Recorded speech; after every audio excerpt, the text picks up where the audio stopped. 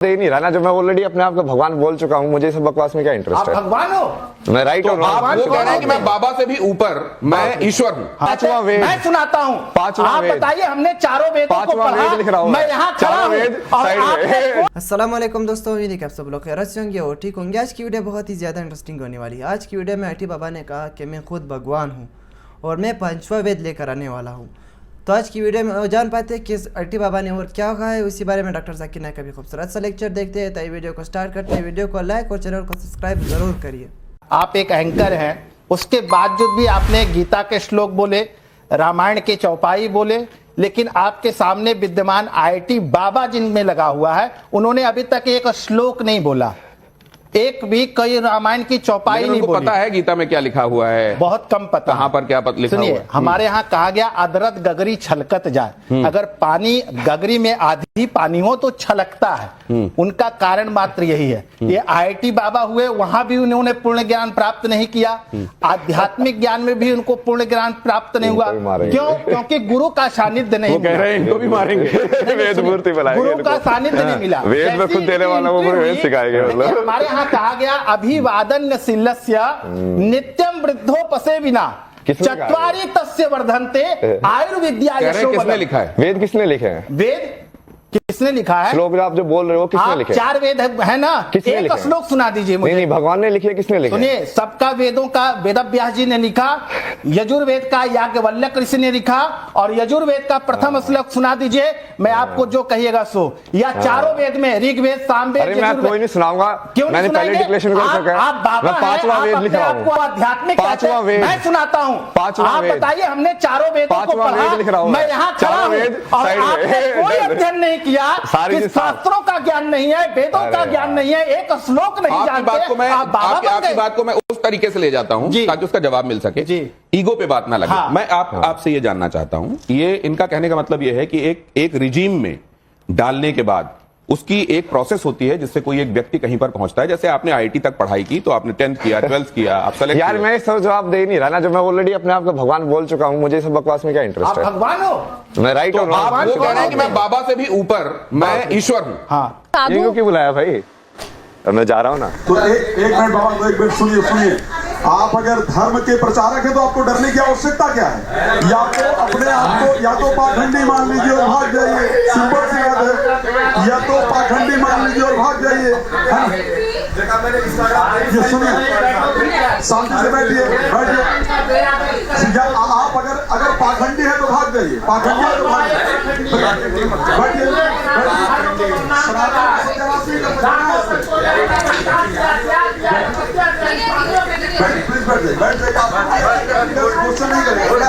नहीं करेगा, रिलैक्स। आपसे वही प्रश्न पूछा जाएगा जो IT dhaba they, IT dhaba शुरू कर देंगे, शुरू कर देंगे,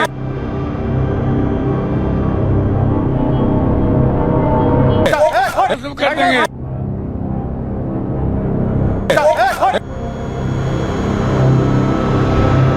क्या बोल रहा है? नहीं गलत बात। क्या बोल रहा है? तुम मानोगे?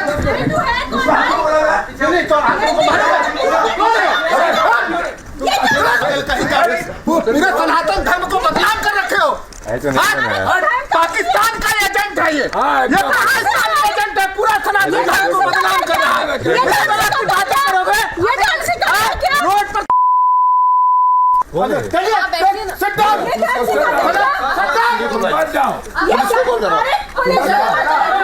मैं FIR क्लोज कर रहा हूँ। सनातन का सा नहीं आता और इन्होंने बाहर नहीं जाने देंगे। उनको वो करोगे? ये स्टूडियो के अंदर बंद कर दिया। गेट खुलवाइए, गेट खुलवाइए। बहुत जरूरी है।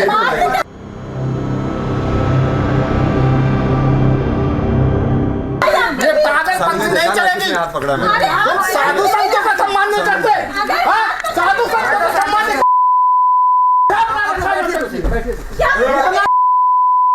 कोई गेट बंद नहीं है, गेट खुला है। और ये मीडिया वालों ने ना इतना प्रोजेक्ट करके किया है। कोई प्रोजेक्ट नहीं है। तुम लोगों को मीडिया वाले इतने सम्मान दे रहे हैं तुम्हें और तुम यहाँ रहे हो। सम्मान का मौन अपमान कब है? सम्मान का मौन अपमान कब है? क्यों भाग रहे हो? सवाल करो तो। क्यों भाग रहे हो? मुझे देखते ही भाग रहे हो। किसने मारने के लिए किसने कहा? किसने मारने के लिए? हाथ उठाने के लिए क्यों मारे इनको? हाथ उठाने के लिए किसने कहा? देख लो। तुम क्या करो? पाकिस्तान का एजेंट है ये। तुमने क्या? तुम्हें ज्योतिष का जान पता है? तुमने कैसे कहा? तुमने कैसे कहा? तुम हमें देख के भाग रहे हो? सनातन का बेड़ा करके कहने किसका एजेंट हो? बता तुम किसका एजेंट हो? कहां से तुमको फंडिंग किया जा रहा है? पागलपंथी।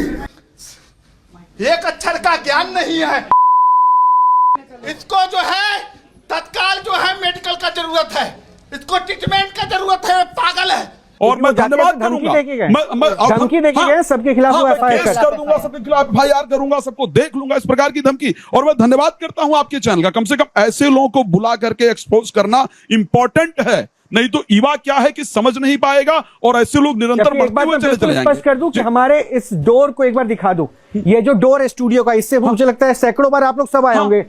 डॉक्टर त्यागी, डॉक्टर कक्कड़, पताल बाबा, आप सब लोग आएंगे। इसमें कहीं लॉक का सिस्टम तक नहीं है, लेकिन वो इंस्टा पे अपने पेज पर लाइव थे और वो ये झूठ दावा था कि वो हमने डोर बंद कर रखा है, जबकि उसमें देखिए डोर में कहीं लॉक सिस्टम तक नहीं है और किसी ने डोर लॉक तक नहीं किया था। यहाँ सिर्फ कैमरा पर्सन और आप लोग थे, लेकिन वो फॉल्स क्लेम करके। और रोहित जी एक बड़ी विडंबना है, आप कहते हैं मैं संत हूं, आप कहते हैं मैं भगवान हूं, फिर आप हम लोग कहीं मुगल तो थे नहीं जो कहीं बाहर से आए थे, कोई आक्रांता तो थे नहीं जो आप पर अटैक करने आए थे। अरे सनातन से जुड़े ही तो क्वेश्चन आपसे पूछते, संत के ही तो प्रश्न पूछते। जब आप परमात्मा हो और संतों के क्वेश्चन का आंसर करने से डर रहे हो, काहे के परमात्मा हो भाई?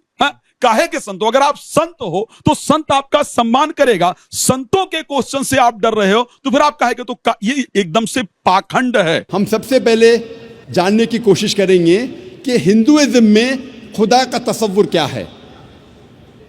जब हम कोई आम हिंदू से पूछते हैं कि आप कितने खुदाओं में मानते हैं, कुछ हिंदू कहेंगे 3, कुछ कहेंगे 10, कुछ कहेंगे 100, कुछ कहेंगे 1000 और कुछ कहेंगे 33 करोड़ 330 मिलियन। लेकिन जब हम एक विद्वान हिंदू से पूछते हैं जो अपने हिंदू ग्रंथ का मुताला कर चुका है कि हिंदू मज़हब में एक हिंदू को कितने खुदाओं में मानना चाहिए, तो वो हिंदू विद्वान कहेगा कि हिंदू को सिर्फ एक खुदा में मानना चाहिए और सिर्फ एक खुदा की इबादत करना चाहिए। लेकिन आम हिंदू वो एक फ़लसफ़े में मानते हैं जिसे कहते हैं पैंथीइज्म। पैंथीइज्म के मानी सब कुछ खुदा है, और आम हिंदू ये मानता है कि सब कुछ खुदा है। पेड़ खुदा है, सूरज खुदा है, चांद खुदा है, इंसान खुदा है, सांप खुदा है। हम मुसलमान ये मानते हैं कि सब कुछ खुदा का है। पेड़ खुदा का है, चांद खुदा का है, सूरज खुदा का है, इंसान खुदा का है, सांप खुदा का है। तो जो अहम फ़र्क आम हिंदू और आम मुसलमान में है कि आम हिंदू कहता है कि सब कुछ खुदा है और आम मुसलमान कहता है सब कुछ खुदा का है। ये अहम फ़र्क सिर्फ का है। अगर इस का के फ़र्क को मिटाएंगे तो हिंदू और मुसलमान एक हो जाएंगे। और इस फ़र्क को कैसे मिटाया जा सकता है? जिस तरीके से कुरान में लिखा है, सूरह इमरान सूरह नंबर 3 आयत नंबर 64 में, तालो इला कलिमतिन सवाइम बैना बैनकुम, आओ उस बात की तरफ जो आप और हम में यकसा है। सबसे पहली बात, अल्लाह नाबुद इल्लल्लाह, कि हम सिर्फ एक खुदा की इबादत करें। अभी हम तहकीक करेंगे कि हिंदू मज़हब की किताब में खुदा का तसव्वुर क्या है। हिंदू मज़हब में एक अहम किताब है जिसका नाम है उपनिषद। जब हम पढ़ते हैं Chandogya Upanishad chapter number 6, section number 2 verse number 1, उसमें लिखा है एकम एविदित्यम। ये एक संस्कृत श्लोक है जिसके मानी है खुदा एक है, ईश्वर एक है, दूसरा नहीं है। लिखा है श्वेताश्वतर उपनिषद में अध्याय नंबर 6 श्लोका नंबर 9 में, नाचस्य कसिज जनिता न चदीपा। उस ईश्वर की कोई वालदेन नहीं है, कोई रब नहीं है। ईश्वर के कोई वालिद नहीं है, कोई वालदा नहीं है, ईश्वर के ऊपर कोई नहीं है। लिखा है श्वेताश्वतर उपनिषद में अध्याय नंबर 4 श्लोका नंबर 19 में, न तस्य प्रतिमा अस्ति। उस ईश्वर की कोई प्रतिमा नहीं है। प्रतिमा एक संस्कृत लफ्ज है जिसके मानी है अक्स। उस ईश्वर की कोई प्रतिमा नहीं है, कोई अक्स नहीं है, कोई फोटोग्राफ नहीं है, कोई पेंटिंग नहीं है, कोई पोर्ट्रेट नहीं है, कोई बुत नहीं है, कोई मूर्ति नहीं है, कोई स्टैच्यू नहीं है, कोई स्कल्पचर नहीं है। लिखा है न तस्य प्रतिमा अस्ति। उस ईश्वर की कोई प्रतिमा नहीं, कोई अक्स नहीं, कोई फोटोग्राफ नहीं, कोई पेंटिंग नहीं, कोई पोर्ट्रेट नहीं, कोई मूर्ति नहीं, कोई बुत नहीं, कोई स्टैच्यू नहीं, कोई स्कल्पचर नहीं। और हिंदू मजहब में सबसे ज्यादा पढ़ी जाने वाली किताब है भगवत गीता। भगवत गीता में लिखा है अध्याय 7 श्लोक नंबर 20 में, all those whose intelligence has been stolen by material desires they worship demigods. मतलब जिसकी अकल दुनियावी चीजों के पीछे भागती है वो लोग खुदा के अलावा दूसरे किसी चीज की इबादत करते हैं। जब हम तफसीर पढ़ते हैं, कई भगवत गीता की तफसीर में लिखा है कि जो लोग की बुद्धि, जो लोग की अकल पैसे के पीछे भागती है या दुनियावी चीजों के पीछे भागती है वो बुत परस्ती करते हैं, खुदा के अलावा दूसरी चीज की इबादत करते हैं। लिखा है भगवत गीता में अध्याय 10 श्लोक नंबर 3 में, वो लोग जानते हैं कि मैं लाफानी हूं, वो लोग जानते हैं कि मैं जन्म नहीं लिया है और मैं सारे आलमीन का मालिक हूं। हिंदू मजहब में सबसे ऊंची किताब है वेद। अगर वेद और दूसरी हिंदू मजहब की किताब में टकराव होता है तो हमें मानना चाहिए वेद। वेद हिंदू मजहब की सबसे ऊंची किताब है। जब हम वेद पढ़ते हैं, इसमें लिखा है यजुर्वेद में अध्याय नंबर 32 श्लोक नंबर 3 में, न तस्य प्रतिमा अस्ति। उस ईश्वर की कोई प्रतिमा नहीं है। जैसे मैंने कहा, प्रतिमा एक संस्कृत लफ्ज है जिसके मानी है अक्स, फोटोग्राफ, पेंटिंग, पोर्ट्रेट, बुत, मूर्ति, स्कल्पचर। न तस्य प्रतिमा अस्ति। उस ईश्वर की कोई प्रतिमा नहीं, कोई अक्स नहीं, कोई फोटोग्राफ नहीं, कोई पेंटिंग नहीं, कोई पोर्ट्रेट नहीं, कोई बुत नहीं, कोई मूर्ति नहीं, कोई स्कल्पचर नहीं, कोई स्टैच्यू नहीं। लिखा है यजुर्वेद में अध्याय नंबर 40 श्लोक नंबर 8 में कि ईश्वर पाक है, उसका कोई अक्स नहीं।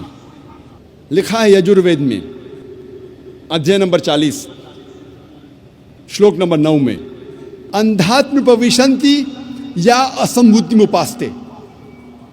अंधात्म मतलब अंधकार, प्रविशन्ति मतलब दाखिल होना, असंभूति मतलब वो चीजें जो नेचुरल है, जो कुदरती है। तो ये श्लोक में यजुर्वेद अध्याय नंबर 40 श्लोक नंबर 9 में लिखा है, वो लोग अंधकार में दाखिल हो रहे हैं, वो लोग जो असंभूति की इबादत करते हैं, जो कुदरती चीज़ों की इबादत करते हैं, मिसाल के तौर पे हवा, पानी, आग वगैरह। और ये श्लोक में आगे लिखा है, वो लोग और घोर अंधकार में दाखिल हो रहे हैं, वो लोग जो संभूति की इबादत करते हैं, संभूति की मानी इंसान की बनाई हुई चीज़ें, मिसाल के तौर पे टेबल, चेयर, बुत, मूर्ति वगैरह। कहाँ लिखा है? यजुर्वेद अध्याय नंबर 40 मंत्र नंबर 9 में। आगे जब पढ़ते अथर्ववेद में लिखा है, किताब नंबर 20 अध्याय नंबर 58 मंत्र नंबर 3 में, देव महासी, महान है वो ईश्वर। और वेद में सबसे ऊंची मानने वाली वेद है ऋग्वेद। वेद 4 किस्म की होती है, ऋग्वेद, यजुर्वेद, सामवेद, अथर्ववेद। ये चारों में सबसे ऊंची वेद है ऋग्वेद। ऋग्वेद में लिखा है किताब नंबर 1 अध्याय नंबर 164 मंत्र नंबर 46 में, एकम सत विप्र बहुधा वेदांते, सत्य एक है, सच एक है, ईश्वर एक है, और साधु संत और विद्वान इस ईश्वर को कई नामों से पुकारते हैं। ये पैगाम फिर से दोहराया गया है ऋग्वेद में किताब नंबर 10 अध्याय नंबर 114 मंत्र नंबर 5 में। इसमें लिखा है कि खुदा एक है, ईश्वर एक है, ईश्वर एक है, लेकिन विद्वान, संत, साधु इस ईश्वर को कई नामों से पुकारते हैं।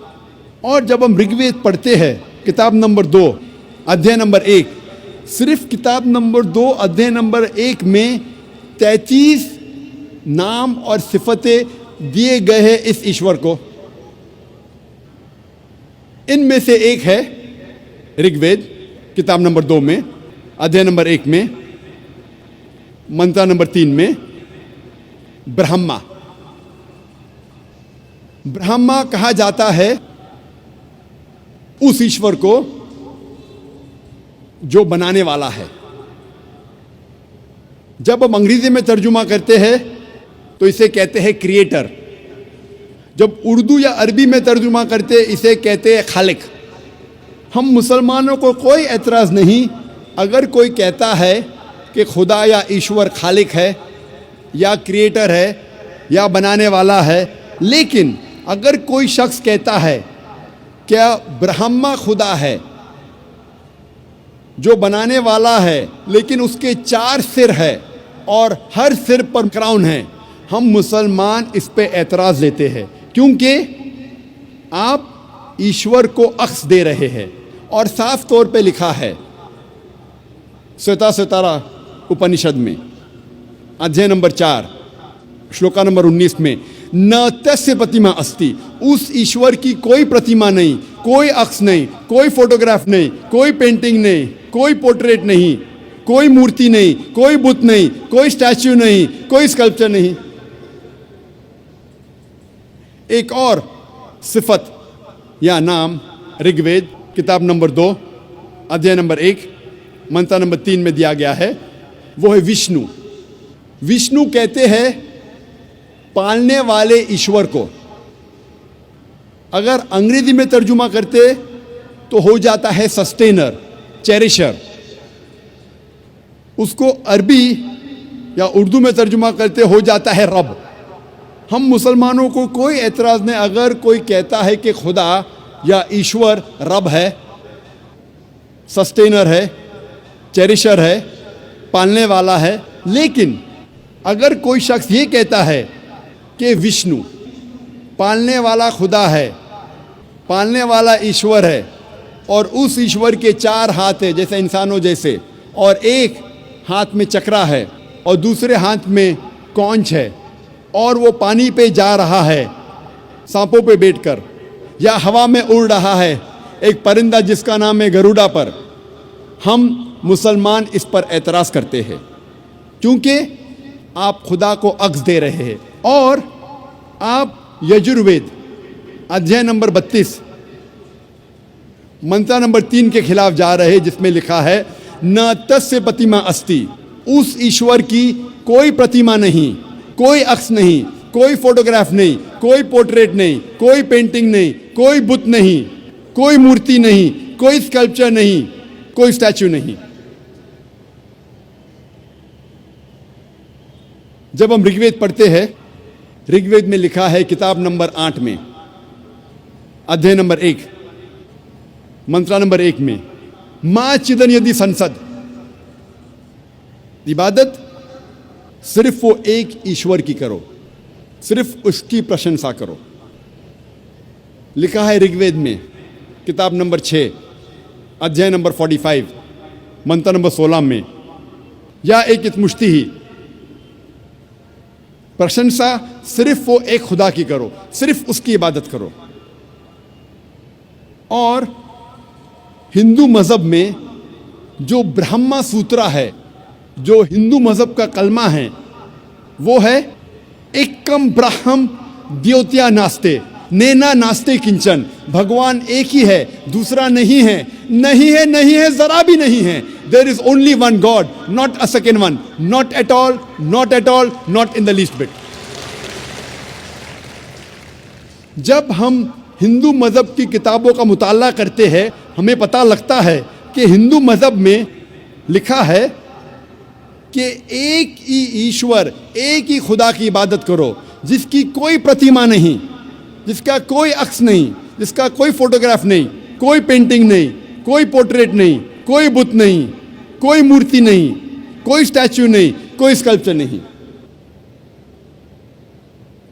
अगर आपको समझना है कि हिंदू मजहब में खुदा या ईश्वर का सही तस्वुर क्या है, तो आपको हिंदू मजहब की किताबों का मुताला करना चाहिए। भाई साहब का बहुत अच्छा सवाल है। भाई साहब ने पूछा है पहले कि कौन सा मजहब है जो मासूम जानवरों को कत्ल करने की इजाज़त देता है। फिर उसने कहा कि इस्लाम में आप जानवर का कत्ल करते हैं, आप नॉनवेज खाते हैं, हिंदू धर्म में इसकी ममानियत है। आपका सवाल है कौन सा मजहब। पहले मैं इस्लाम का जिक्र करूँगा, बाद में इंशाअल्लाह दिगर मज़हब का भी जिक्र करूँगा। जहाँ तक कि इस्लाम का सवाल है, एक मुसलमान बहुत अच्छा मुसलमान रह सकता है प्योर वेजिटेरियन बन के भी। इस्लाम में ज़रूरी नहीं है कि आपको नॉनवेज खाना चाहिए, फ़र्ज नहीं है। और आप जानते हैं कि ये हमारा दूसरा कॉन्फ्रेंस है इस बड़े मैदान में, सुमैया ग्राउंड में। लास्ट ईयर ये सुमैया ट्रस्ट है, माशाल्लाह बहुत अच्छे लोग हैं। एक हफ्ता पहले कॉन्फ्रेंस के पहले कहा कि हम नॉनवेज में नहीं मानते, आप नॉनवेज इस मैदान पे सर्व नहीं कर सकते। हमने कहा कि हम 9 महीने पहले बुक कर चुके हैं, एक हफ्ते पहले आप बोलते ऑलरेडी स्टॉल दे चुके, ये नामुमकिन है। तो उनने अल्हम्दुलिल्लाह सुम्मा अल्हम्दुलिल्लाह हमारी बात रखी और लास्ट ईयर हमें नॉनवेज खाने की इजाज़त दी। इस साल जब हमने बुकिंग की, पहले शर्त लगाई कि इस मैदान में नॉनवेज सर्व नहीं होगा। हमने कहा ये आपका ख्याल है, हम आपके ख्याल की इज्जत करते हैं, क्योंकि इस्लाम में नॉनवेज खाना फ़र्ज नहीं है। इसीलिए आप देखेंगे फूड कोर्ट में भी नॉनवेज सर्व नहीं कर रहे। हमारे जो मुकर्रिरीन हैं, इस्लाम के विद्वान हैं, उनको भी हमने कहा, हमने माजरत चाही कि इस ग्राउंड पे हम आपको नॉनवेज नहीं सर्व करेंगे, क्योंकि ये मुसलमान की ज़बान है। हम जब ज़बान देते हैं उसका पालन करते हैं।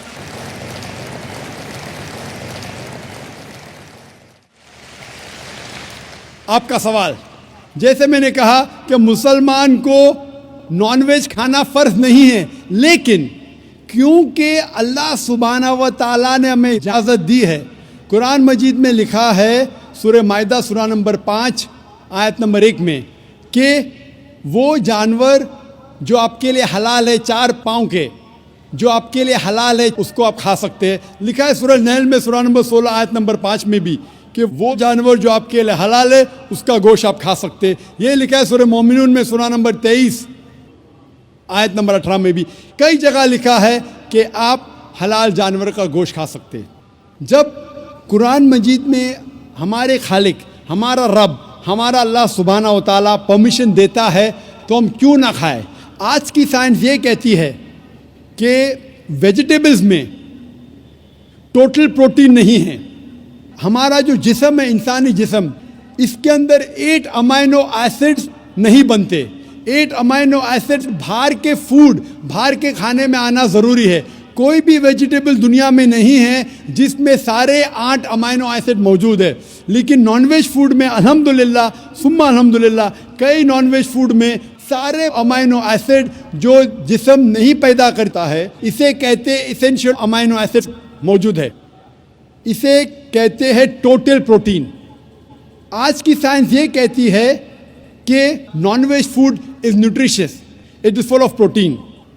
और हम जब तहकीक करते हैं तो हमें पता चलता है कि जब हम हर्बीवोरस एनिमल को देखते हैं, गाय, भेड़, बकरी, ये सिर्फ वेजिटेबल्स खाते हैं, सिर्फ घास फूस खाते हैं। जब इनकी दांत को हम देखते हैं, इनके दांत दे आर फ्लैट टीथ, इनके चपटे दांत है। ये सिर्फ भाजी खा सकते, गोश्त खा ही नहीं सकते। जब हम मांसाहारी जानवर को देखते हैं, शेर बब्बर, चीता, हम देखते हैं इनके दांत को जब देखते हैं, इनके दांत नोकीले है, कैनाइन टीथ। ये सिर्फ गोश्त खा सकते, भाजी पाला नहीं खा सकते। लेकिन जब हम इंसान के दांत, आप अगर जाएंगे मिरर में देखेंगे, आईने में अपने दांत, मैं देखूंगा अपने दांत, तो पता लगता है कि खुदा ने हमें चपटे दांत दिए, फ्लैट टीथ, उसके साथ साथ नोकीली दांत दिए, herbivorous teeth and carnivorous teeth. अगर ईश्वर चाहता था कि सिर्फ मैं भाजी पाला खाऊं, तो ये नोकीली दांत क्यों दिए? गोश्त खाने के लिए। आज की साइंस कहती है डाइजेस्टिव सिस्टम जो है, जो शाकाहारी जानवर के डाइजेस्टिव सिस्टम है, वो सिर्फ वेजिटेबल्स डाइजेस्ट कर सकते हैं, भाजी पाला, गोश्त को डाइजेस्ट नहीं कर सकते। लेकिन जो कार्निवोरस एनिमल्स है, कार्निवोरस जानवर है, लायन, टाइगर, लेपर्ड, वो सिर्फ गोश्त को डाइजेस्ट कर सकते, भाजी पाला डाइजेस्ट नहीं कर सकते। इंसान का डाइजेस्टिव सिस्टम है, इसमें स्मॉल इंटेस्टाइन है, इसमें लार्ज इंटेस्टाइन है। ये भाजी पाला भी डाइजेस्ट कर सकती है, गोश्त भी डाइजेस्ट कर सकती है। अगर खुदा चाहते थे कि सिर्फ हम भाजी पाला खाए, तो नॉनवेज फ्लैश डाइजेस्ट करने का डाइजेस्टिव सिस्टम क्यों दिया? क्योंकि हम फ्लैश खा सके, गोश्त खा सके। बहुत से गैर मुसलमानों को ये गलत फहमी है कि उनके मज़हब में गोश्त खाना हराम है, और कई हिंदू समझते हैं कि उनके मज़हब में लिखा है कि गोश्त खाना हराम है।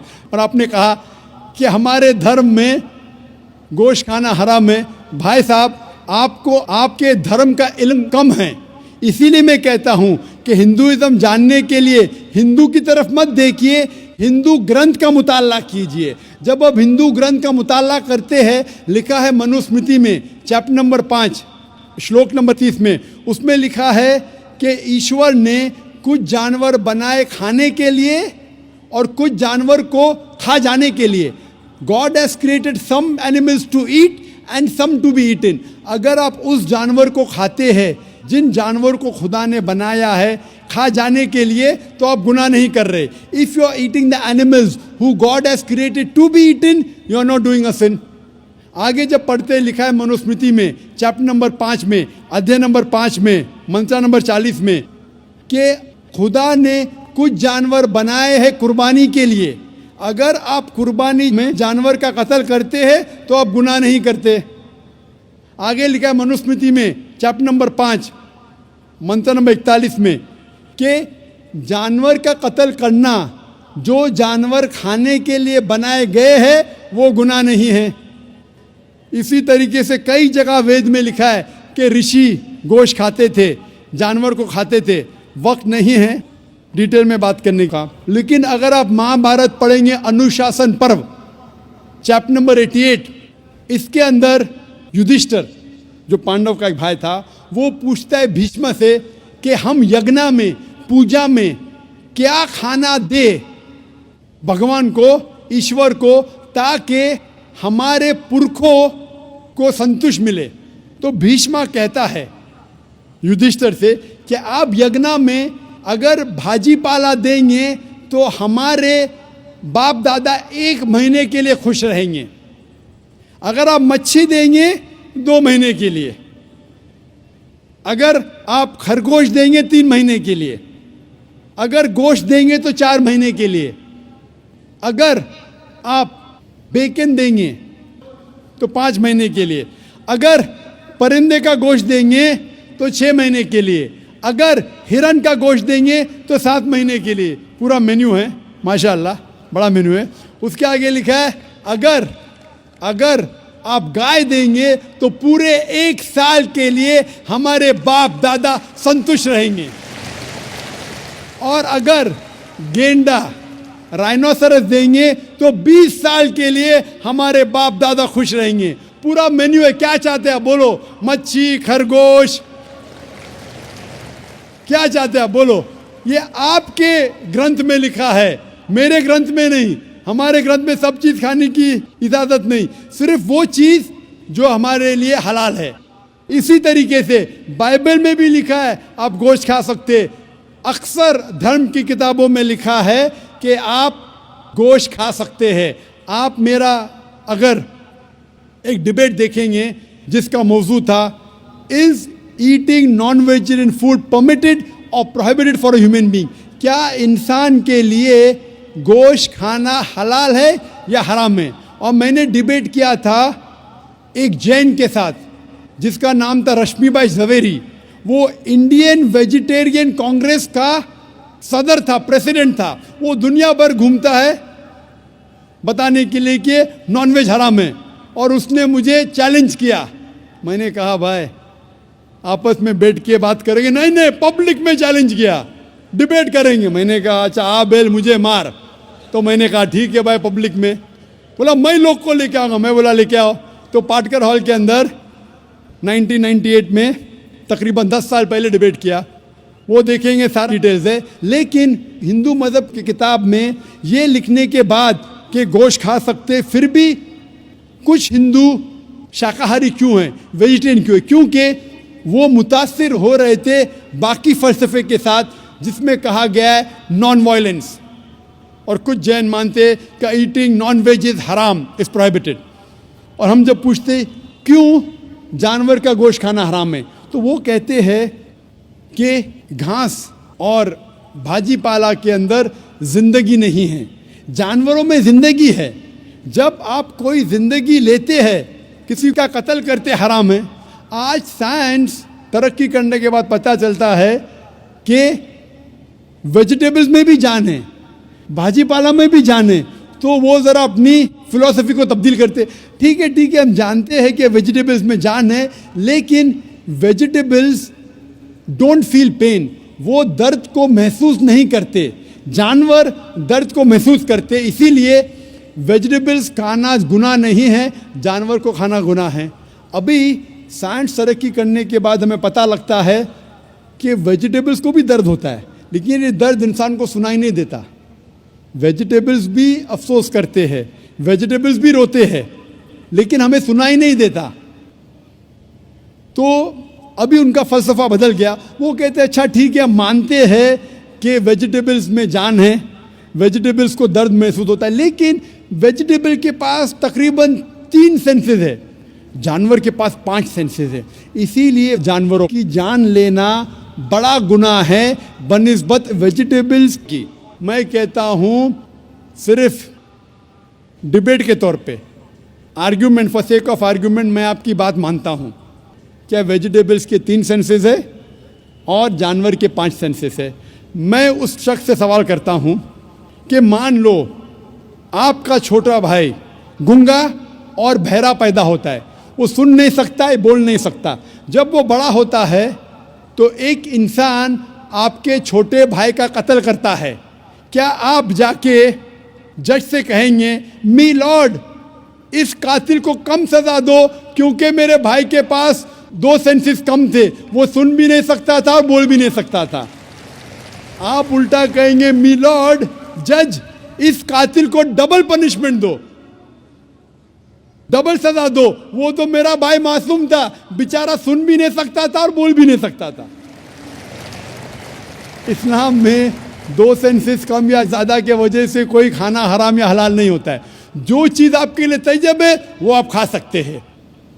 इसी तरीके से कई वजह। लेकिन अगर कोई नॉन मुस्लिम मुझसे ये कहता है कि मैं वेजिटेरियन हूँ, मुझे कोई गिला शिकवा नहीं, आपको नॉनवेज पसंद नहीं है आप मत खाइए, लेकिन कोई नॉन मुस्लिम, कोई गैर मुसलमान, कोई हिंदू मुझसे कहता है कि आप जानवरों का कत्ल करते हैं वो गुनाह है, तो मैं उनसे कहता हूँ इस बात को मैं तस्लीम नहीं करता हूँ। आप अगर गोश्त नहीं खाना चाहते हैं, मैं आपसे खुश हूँ।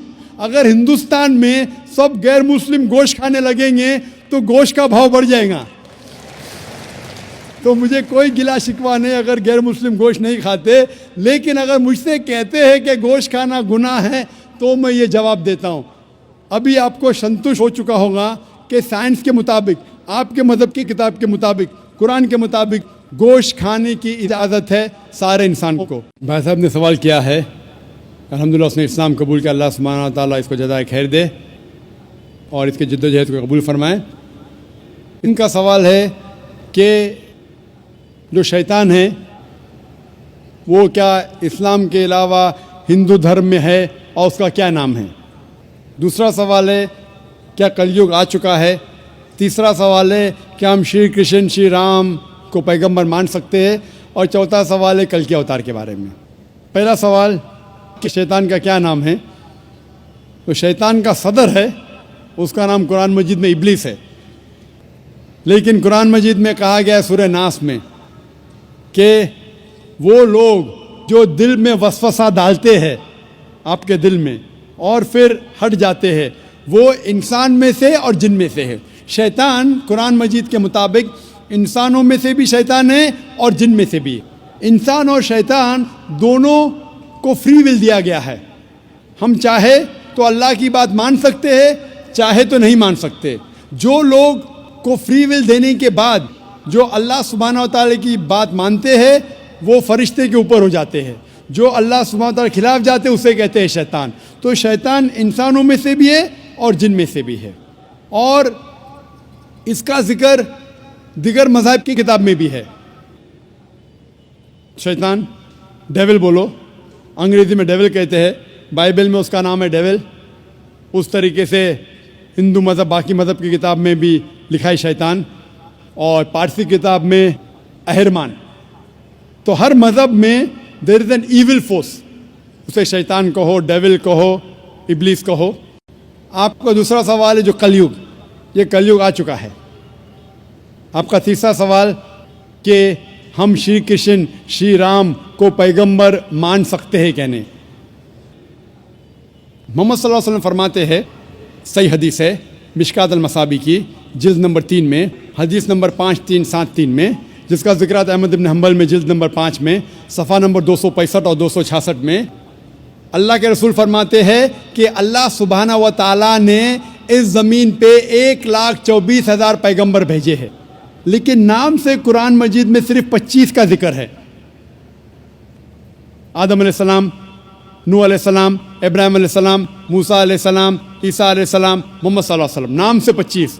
लेकिन कुरान मजीद में लिखा है सूरह फातिर में सूरह नंबर 35 आयत नंबर 24 में, व इम मिन उम्मतिन इल्ला खला फ़ीहा नज़ीर, नहीं है कोई उम्मत जिसमें अल्लाह सुब्हानहू व तआला ने खबरदार करने वाला नहीं भेजा। अल्लाह ताला फरमाते सूरह रौद में सूरह नंबर 13 आयत नंबर 7 में, वलिकुल्लि कौमिन हाद, और हर कौम में हमने हिदायत देने वाला भेजा। नाम से सिर्फ 25 का जिक्र है। अल्लाह के रसूल फरमाते 1,24,000 पैगंबर है। आप मुझसे पूछते हैं, हो सकता है कि श्री कृष्ण पैगंबर थे, क्या हो सकता है कि श्री राम पैगंबर थे? क्योंकि कुरान मजीद में श्री कृष्ण या श्री राम का जिक्र नहीं आता है, नहीं कोई सही हदीस में आता है। इसीलिए मैं ये नहीं कह सकता हूँ कि ये पैगंबर थे। मैं ये कह सकता हूँ कि हो सकता है, मे भी हो सकता है वो पैगंबर थे या हो सकता है वो पैगंबर नहीं थे, लेकिन ये नहीं कह सकता कि वो 100% पैगंबर थे।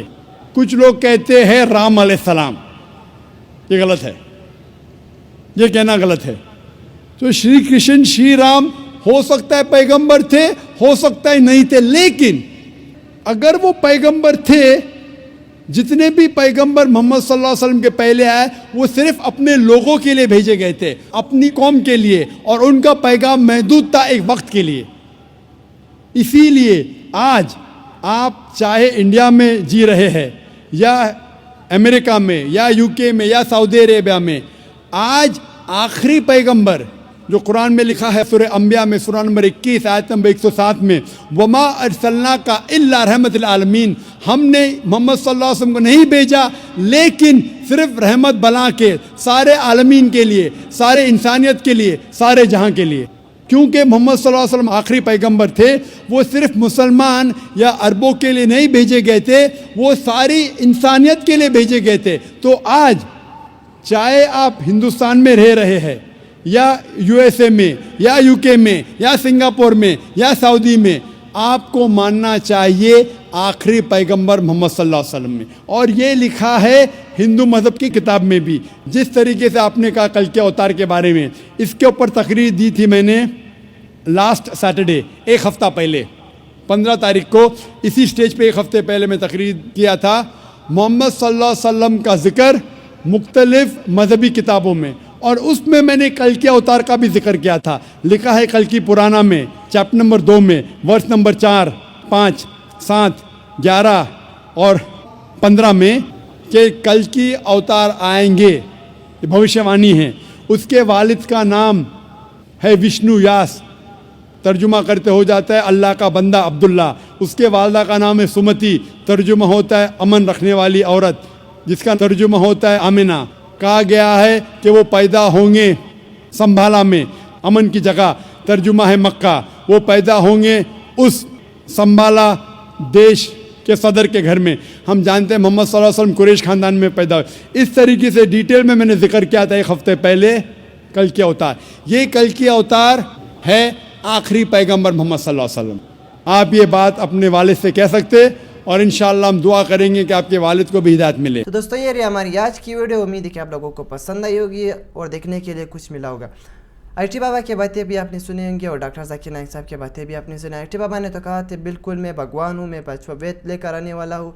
इस तरह के चर्ची मवालिया कर कुछ भी बोलते रहते हैं। दोस्तों हम लोगों के वीडियो का मकसद ये नहीं कि हम लोग किसी IT बाबा या किसी पंडित या किसी को टारगेट करते हैं। हम लोग सिर्फ आप लोगों को सच दिखाने के लिए वीडियोस बनाते हैं और आप तक पहुंचाते रहते हैं। तो दोस्तों अगर वीडियो पसंद आई होगी, वीडियो को लाइक और चैनल को सब्सक्राइब जरूर करें। फिर मिलते हैं नेक्स्ट वीडियो में, तब तक के लिए अल्लाह।